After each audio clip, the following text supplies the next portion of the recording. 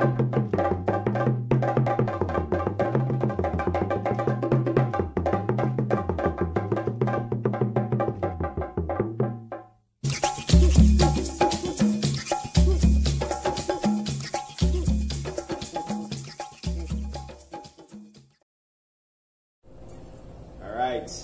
evening, folks. Blessed evening. Right, we're back. The Afro View. First outside the studio of the couch episode. Yeah.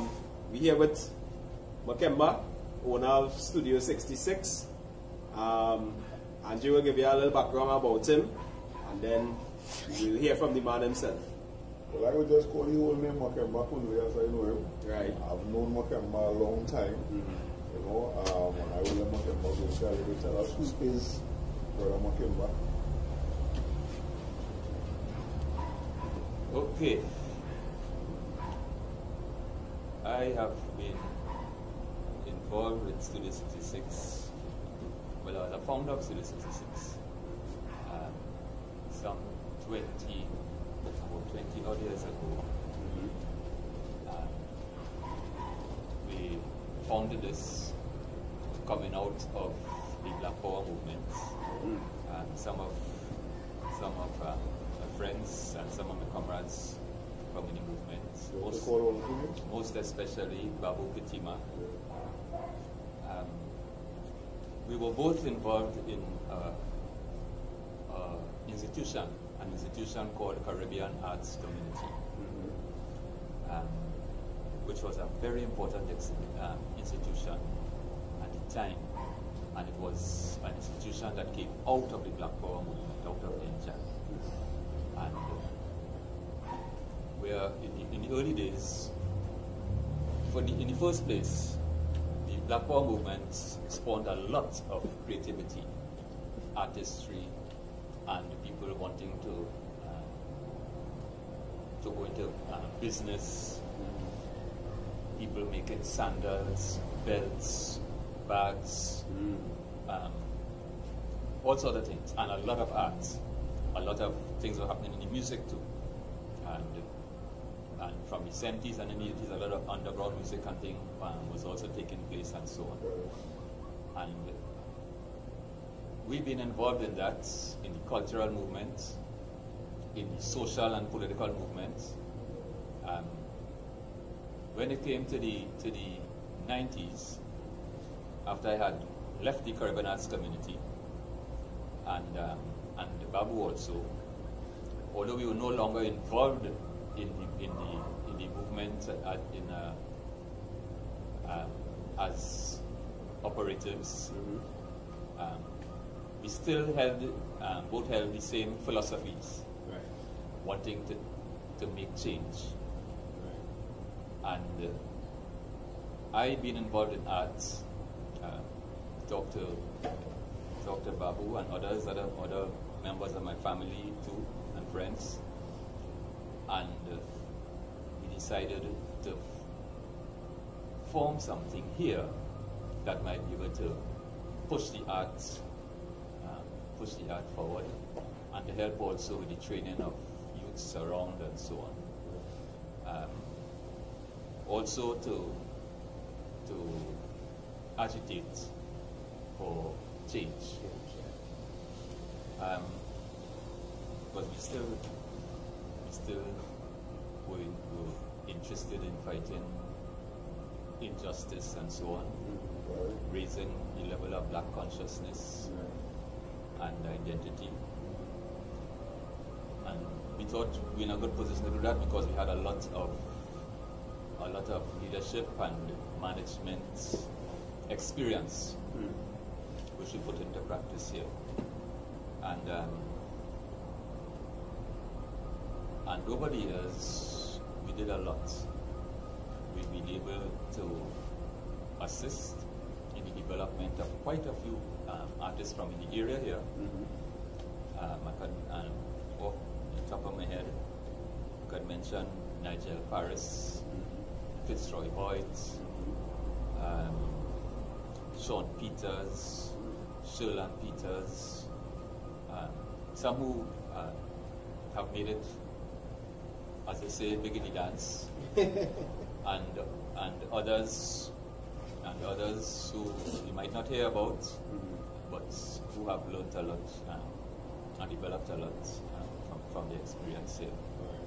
Because we don't have, outside of the university where people can go and do an art degree, there are a few places where one can come and get some guidance concerning the art, and there are a lot of people out there who want to do something, but they don't have the guidance. Yeah, and so we put ourselves in place for that, and also giving the artists also some management expertise for their development, in marketing their work, looking for sales, how we get into galleries and that sort of thing, and hosting exhibitions for them. Because that would also be how I come to know you. Yes. Yeah, because in 1997, Studio 66 put on my grandfather's last exhibition, titled, what he was, as the oldest practicing artist in the country at the time. Right. And that is how I came into contact with Makemba and Babu and Studio 66. I've known them ever since. But you mentioned something that we actually wanted to ask you about. What some of the social things that you see that have changed, good and bad, and how you, through Studio 66, try to right some of the wrongs or contribute some of the goods. Because you're only wrong a long time. I mean, you're still wearing an afro. But just because I don't cut my hair. Yeah. I don't know. I don't know if to what extent we have really been able to make any dent into anything.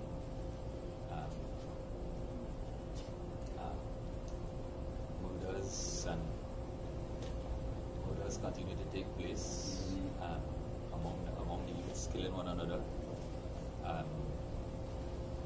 The drugs continue inflicting the ills in the community. The politicians haven't changed. Still, I admire when I see some young people coming in and they're trying to change things, but all of them eventually fall in. They start from school, yeah. They fall in. So, I don't know. I don't know if we've done anything more than we just had dropped in the bucket, in the ocean, for that matter. Well, I want to tell you, Tom's heart is making the effort to make that drop on. Because it's people like all the reason why I didn't go left. Continue on our path that I'm here to say, I'm trying to do something positive based on all the shows, all the work, and you're alive and well. And I want to tell you thanks why you're alive. I want to make a tribute and you know, hear from me. Thank you. Yes, I appreciate that.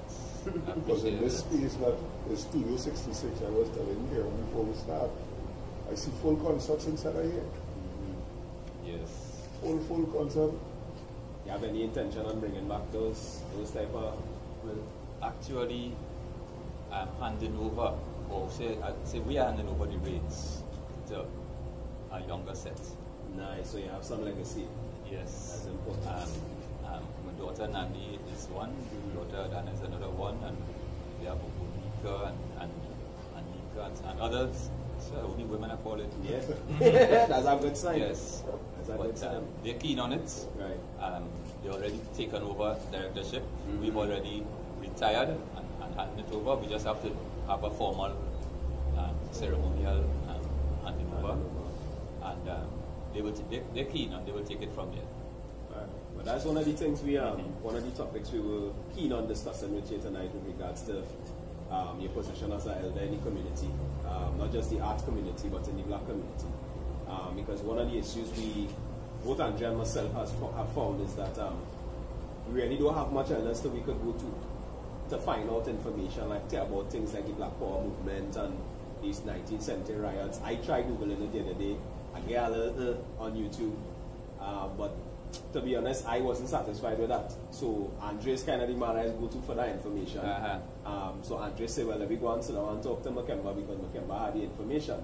So I say, well, all right, let me go and sit down and talk to the elders because I know for me, I like to sit down and talk. I know my grandparents died, so I don't know them.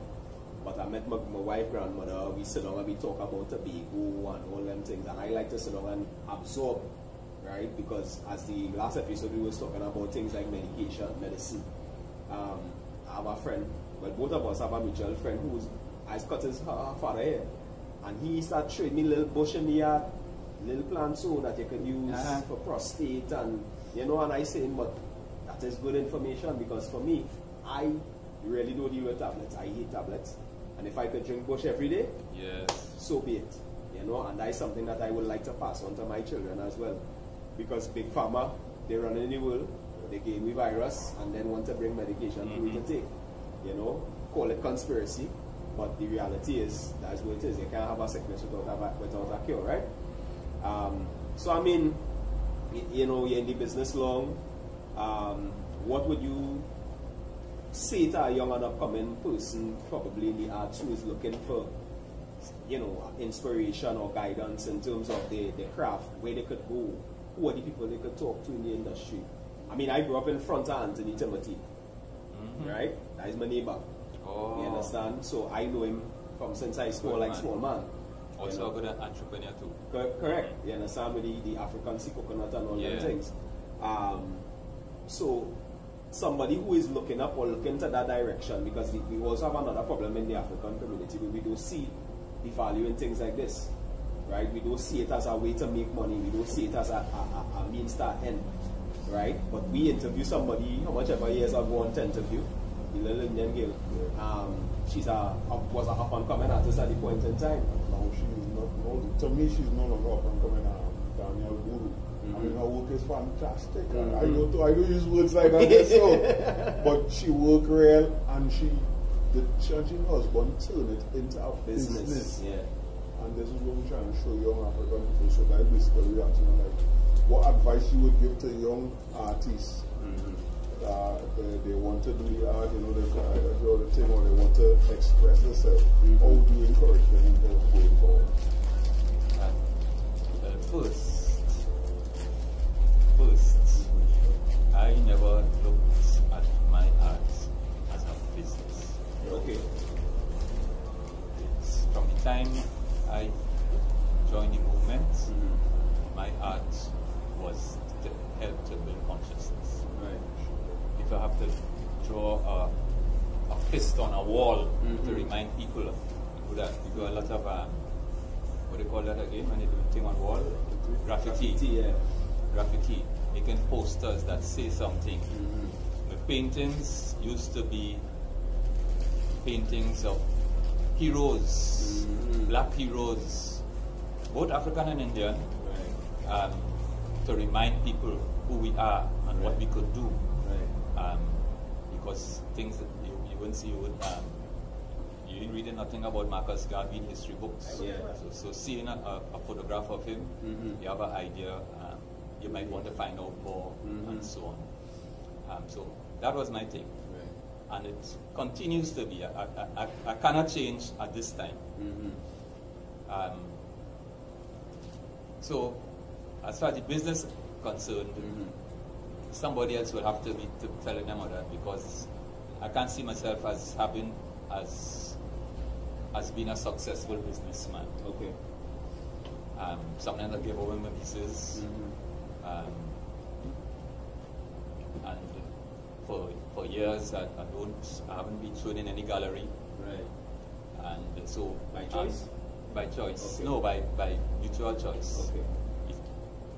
I not going to them, and they're not coming to me. All right. Yeah. All right. But recently there, a guy who opened a gallery in Woodford Street there, called Anim. Recently, he asked me to come and show it to him. I said, all right, I'll show. So this year I will have a show. You look forward to it? Yeah. And So that's one aspect of it, for the business aspect of it. As for the technical aspect of it now, the art aspect of it, I tell them, find something else to do. Unless you're serious. Right. Unless you develop also the kind of strength that you could take pressure. Right. Unless you keep practicing to come to be the best.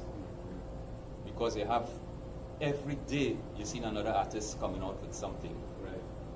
The universities churning them out. And all of them want instant. Yes, they want it. And it's a lot of competition out there, and then you have the older ones there too. So you have to make sure you have the businessman will tell you your product. You know, it have to be up to a certain standard. Yeah. And then, so you have to be better work and to take pressure, and from the outset I would rather tell them find something else. Because I see enough mad artists out there. We always have one around here. And every other day somebody would come here to ask for something, some artist that on the road, that on the streets. You wouldn't believe, I don't know if it's something with the sensitivity or what. And I don't want it, and we have enough frustrated youths. Yeah. So you would not say, easy. You would say use it more for expression. I would say use it more for expression. Okay. Yeah. And those who really serious, they would make it. They would make it, but they mustn't look at success as how much money they make. Yes. Yes. The success is how much you could better yourself.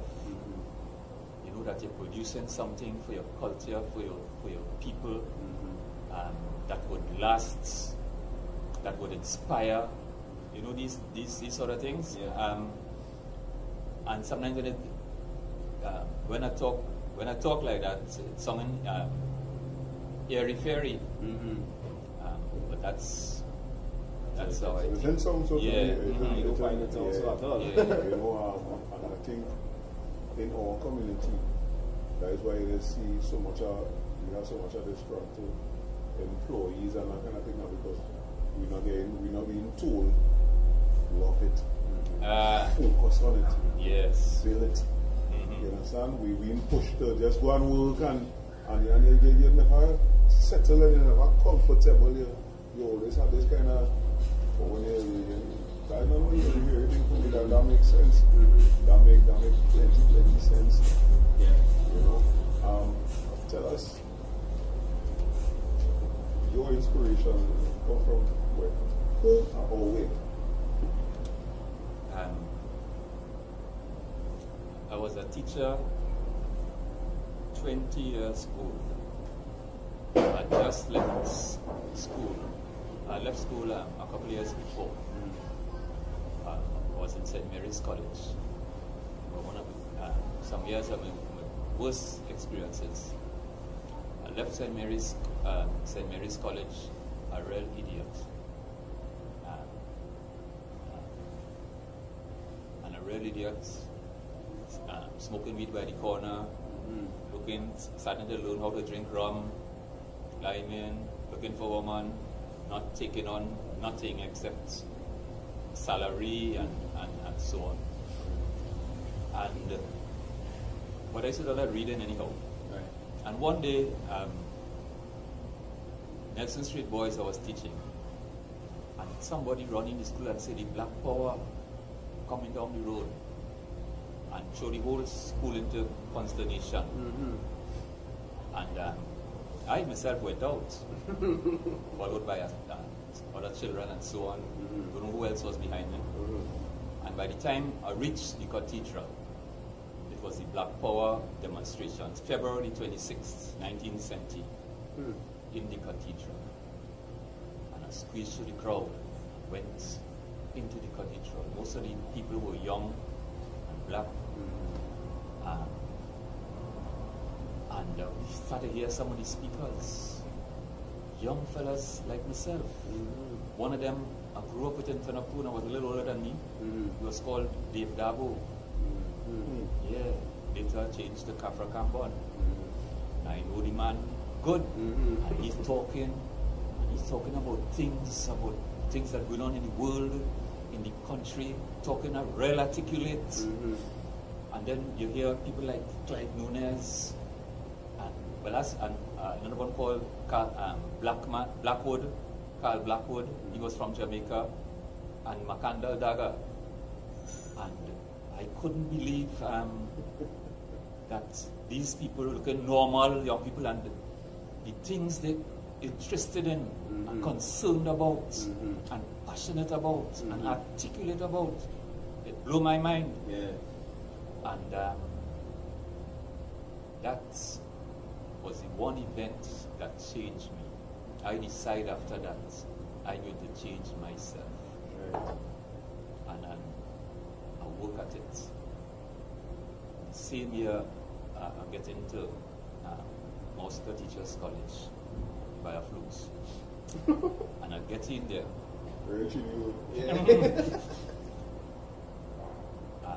Decided to be the front. And now in an environment now where hardly nobody know me. So I could be a new me without somebody saying, I don't know you so. No judgment. No judgment. I get involved in dance. Dancing on stage like one of them. Get involved in drumming. Get involved in poetry. Get involved in drama. I get involved in student politics. They made me president of the Students' Union. I was valedictorian for the graduation. I never used to want to talk. I always used to want to be in the back of the class. I used to go I started going in the front. I started raising up my hand to answer questions or to ask questions. But deliberately, you know, because them fellas really inspired me. Yeah, I joined and I was part of the movement, even before I joined the movement. And as soon as I come out of Mexico, they come and they ask me to be more fully involved. But the point I'm making is, because you asked what inspired me.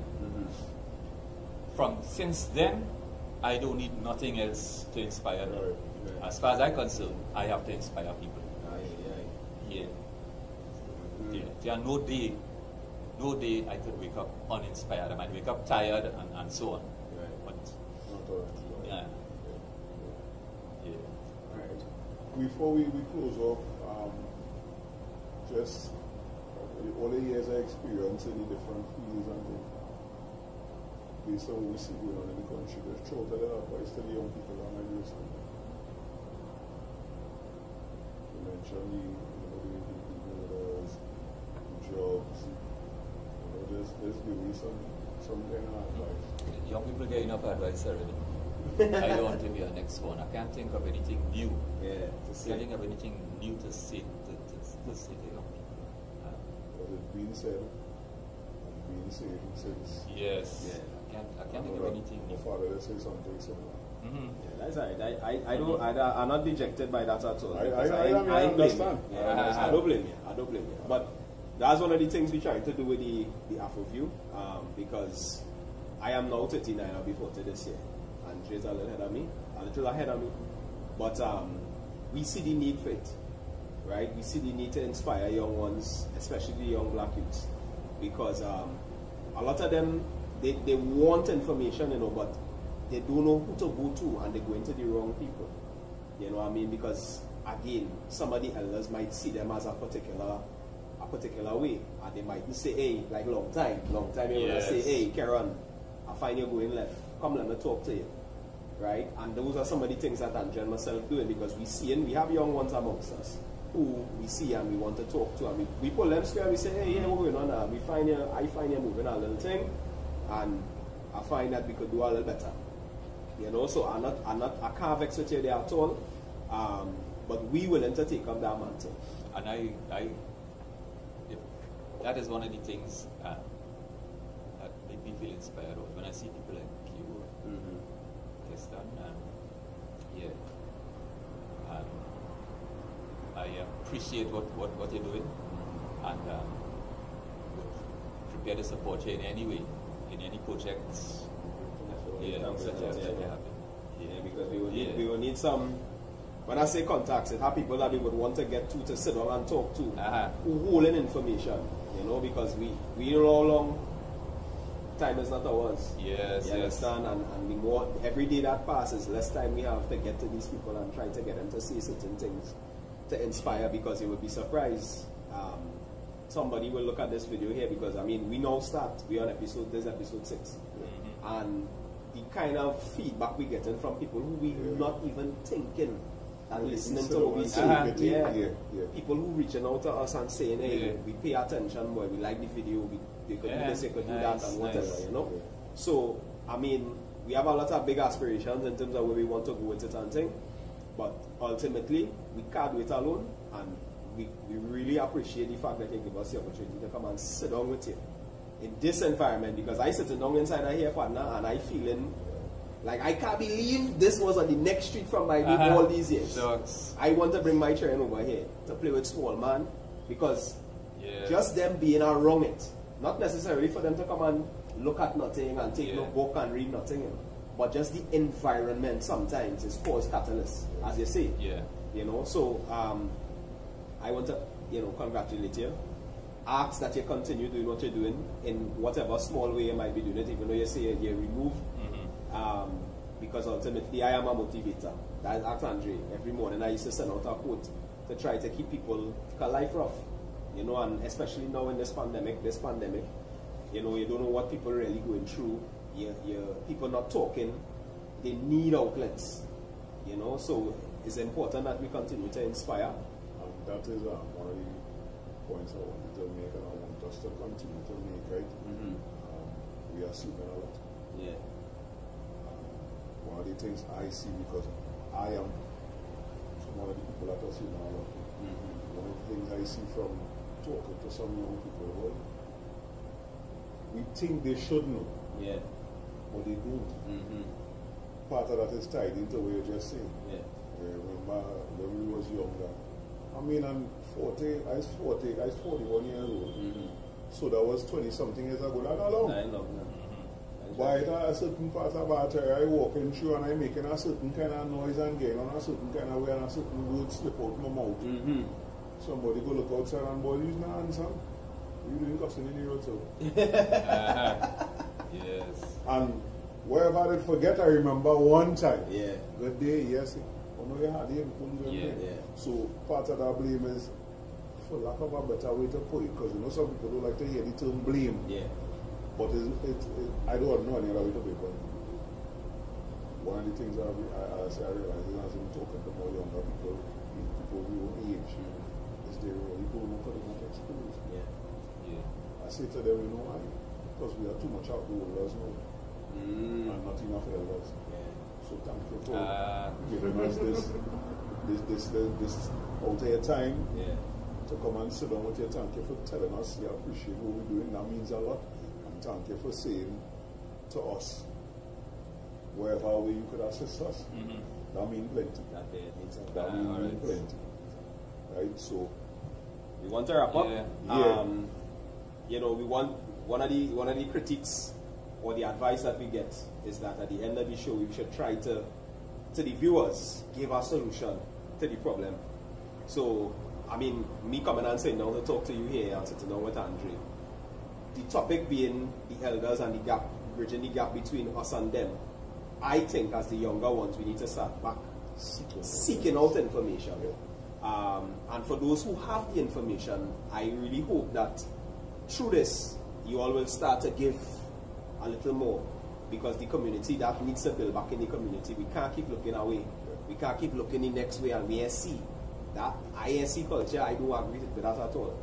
So I really hope that coming out of this and going forward, because we intend to continue to express certain views and that kind of thing, and our tagline is facing our issues and finding solutions, right? So we will be asking the elders like yourself to, if we have a problem, how you think we could help? How you think we could solve this? How you think we could assist? Yeah. Because I come out from Lamantil as a Lamantil youth, right? 21 years, born and grew. But I move in circles that people cannot tell I from Lamantil, even today, right? Now it might look a little way, right, based on perception. But outside of that, people don't know I am from Lamantil. I went to school in Success Lamantil. I grew up in Lamantil. I could proud Lamantil. Yeah. Success Lamantil. Yeah, man. Yeah. So there's one on the main road. Yeah, on the main road on here. Was it CG? Yeah. Richard went there. Williams. Yeah. Teacher, Mr. Williams. Well, he was the art teacher. Everything I know, because I love art too. I have a very artistic background. I do graphics, drawing, I can do charcoal and those kind of things. So he's the man here, Mr. Pena. Yeah, they taught us, and I mean, when I came in here, automatically I started vibrating because this is me. You understand? And I do it now through trimming, barbering. But in reality, this is what I wanted to do. And I told my mother that, and she fight me. She said, Karen, you have to do maths, and you have to do this, and you have to do that. But when I get into art partner, she still have a portfolio with all my drawings and things. Like I will set up these little things and draw them and shade and shadow and all of that. And she saw that in me, and now she did see it in my children because them coming up doing the same thing I was doing. Right. You understand? And I tell her, I say, Mommy, that's the only thing I have against him. I say, let me go down that road. She saved you. Yeah, she saved me. We will close that. We will close it. Yeah, close that. We will close so next year, you're going to tell Mommy thanks. Yeah, thanks. So I will pull back that regret and I'm going to thanks. Right, so this after review. We were coming out all this still, we ain't giving up. Thank you again, man. Yes, man. Blessings, man. Right? Yeah. Appreciate it. Yeah. All right, folks. What all they have?